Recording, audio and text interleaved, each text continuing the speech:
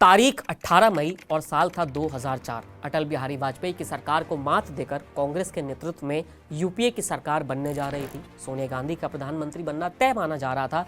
तभी 10 जनपद पहुंचे रामविलास पासवान को जानकारी मिली कि सोनिया प्रधानमंत्री नहीं बन रही हैं।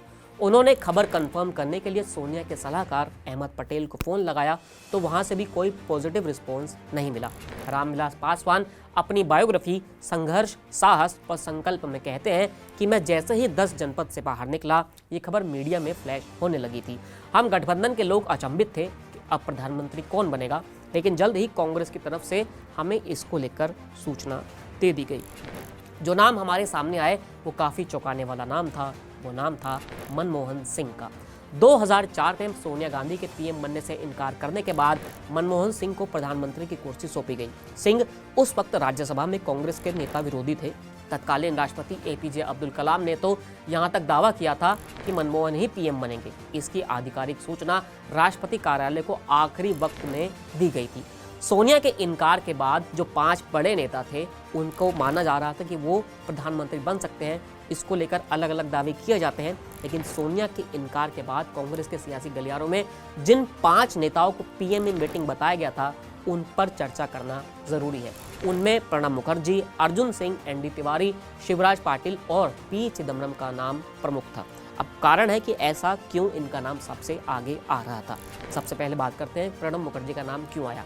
कांग्रेस के सबसे सीनियर नेता थे। इंदिरा के ज़माने से केंद्र में मंत्री पद पर रह चुके थे। पार्टी के अधिकांश नेता उन्हें इस कुर्सी पर बैठाना चाह रहे थे, लेकिन प्रणब पीएम नहीं बन पाए। पीएम न बनने को लेकर प्रणब ने कई बार अफसोस भी जताया। प्रणब वैसे मनमोहन सरकार में वित्त और रक्षा मंत्री रह चुके थे। अर्जुन सिंह आखिर क्यों? गांधी परिवार के सबसे करीबी माने जाते थे। राजीव और सोनिया गांधी से उनके बेहतरीन ताल्लुकात थे। मध्य प्रदेश के मुख्यमंत्री रहे अर्जुन सिंह सहयोगी पार्टी की भी पसंदीदा नेता थे। बाद में अर्जुन सिंह मनमोहन सरकार में शिक्षा मंत्री बनाए गए थे। फिर नाम आता है एनडी तिवारी का। उत्तर प्रदेश और उत्तराखंड के मुख्यमंत्री पद पर रह चुके एनडी तिवारी भी पीएम पद के प्रमुख दावेदार में से एक थे। तिवारी को भी गांधी परिवार का काफी क्लोज माना जाता था, हालांकि उनको पीएम की कुर्सी नहीं मिल पाई। अब आते हैं आखिर शिवराज पाटिल क्यों इस लिस्ट में थे।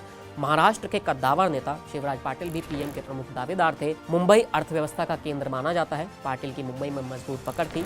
बाद में पाटिल मनमोहन सिंह की सरकार में गृह मंत्री बनाए गए। एक नाम है पी चिदम्बरम का। अर्थशास्त्री पी चिदम्बरम भी पीएम पद के प्रमुख दावेदार थे।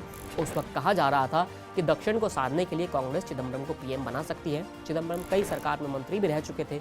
मनमोहन की भी सरकार में वो गृह और वित्त मंत्री बनाए गए थे। अब सवाल है कि मनमोहन ने बाजी कैसे मारी थी। पीएम बनने के लिए मनमोहन सिंह के पक्ष में 3 प्रमुख फैक्टर काम कर रहे थे। पहला फैक्टर मनमोहन सिंह का किसी गुट से न होना था। कांग्रेस में उस वक्त दक्षिण और उत्तर के साथ साथ कई गुट सक्रिय थे।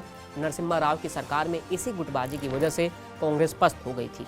सोनिया फिर से रिस्क नहीं लेना चाह रही थी। मनमोहन सिंह का राजनीतिक व्यक्ति ना होना भी उनके लिए फायदेमंद साबित हुआ। 2004 में राहुल गांधी की राजनीति में एंट्री हो गई थी। कांग्रेस के लोग उनके लिए सियासी पिच तैयार कर रहे थे। ऐसे में मनमोहन के अलावा किसी राजनीतिक व्यक्ति को पीएम की कुर्सी सौंपी जाती तो राहुल के लिए भविष्य की राह आसान नहीं रहती। तीसरा फैक्टर आता है मनमोहन सिंह के कामकाज का। वित्त मंत्री रहते हुए मनमोहन ने भारत को आर्थिक तंगी से बाहर निकाला था। 2004 में भी कांग्रेस ने आर्थिक नीति और रोजगार से जुड़े कई वादे किए थे, जिसे पूरा करने की विजनरी नेता की जरूरत थी।